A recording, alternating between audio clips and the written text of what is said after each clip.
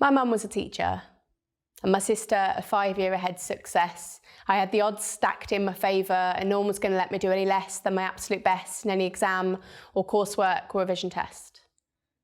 But at 13, I was crawling out of every lesson on my belly under desks and spending more and more hours in behaviour support under the teacher's frown. And every time my mum was called in to explain why I was messing around or doing something badly or doing something wrong or just not doing anything at all, again, I sunk lower in my chair outside the head's office.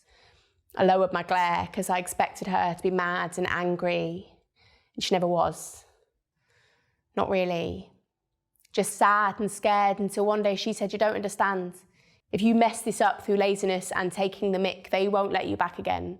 If you open the envelope and you don't like what you see on the page, well, there is no restart button. There is no, whoops, mess that up royally, go back to year 7 and have another go. No, they will let you go into adulthood with a shrug.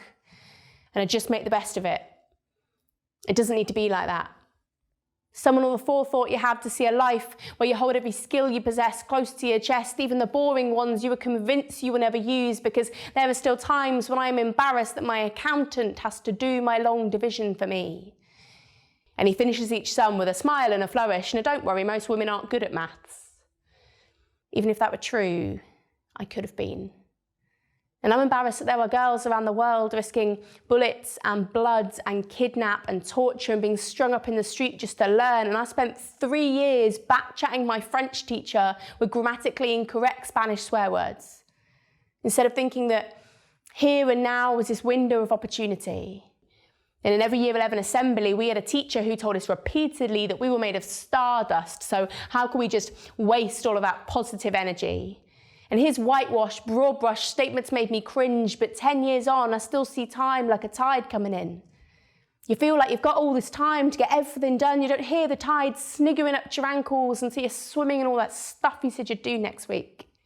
And I admit, there are things that I am not designed to understand. Selfies and fashion magazines go hand in hand at the top of the list. But the number one thing that makes my skin itch with irritation is smooth-faced celebrities who are made famous by playing thick, who go on panel shows and stare down the lens of a camera in feigned bafflement because having no answers or imagination is their thing, who giggle in open-mouthed amusement that they have no idea where Germany is, or what an aubergine looks like, or what is their opinion of the kidnapping of hundreds of girls by Boko Haram who just wanted to go to school.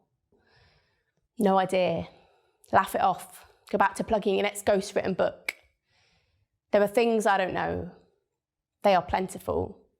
I always struggled to remember anything to do with the periodic table. It took real effort to memorise it for my GCSE. I panic at map reading. I lie about the fact that actually I use a sat-nav to make it to most places. I was once asked to do an interview for the New Statesman and I turned it down because I was scared I'd look stupid. I watch University Challenge and I don't even understand the questions, and despite a love of cake and Mary Berry, I cannot bake, I just burn it. But I'm embarrassed by these things and I'm trying to be better. Because why would you not want to be the most interesting person in every room you're in? Where your intelligence next to each book you've read like diamonds in a necklace, or chinks in a 4-figure cost wristwatch that glints with each practice flick of your wrist, have each and every answer at the ready, be steady in your delivery and never be dumbfounded by a question you weren't expecting. And on the days when you are 1 week away from something very important, you've revised until you're reciting French verbs in your sleep, skimmed and scanned every fact sheet, filled your bathroom wall out with pages of maths equations to go over again when you're brushing your teeth, and still you feel like the failure you fear you'll be.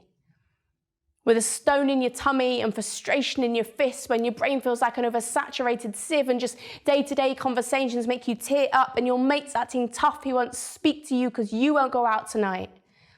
But he's as pent up and has had enough of this pressure and the weight on his back as you. So hold your nerve, hold your tongue, find the breath in your belly and hold on to the feeling of having done your best and not wanting to press the restart button.